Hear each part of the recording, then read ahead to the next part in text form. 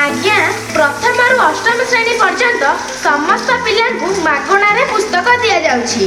आउ नवम दशम श्रेणी रे केवल एससी एसटी पिलांकु ही पुस्तक मिलुछि। किंतु प्लस टू बेलकु एवं ता आगकु पिलामानंकु मागणारे पुस्तक बंटन पूरा पूरी बंद, अर्थात एससी एसटी पिलामानंकु मध्य आउ मागणारे पुस्तक मिलिबो नाही। ता बोली कोन सरकार हम ठारू दूरेई गले?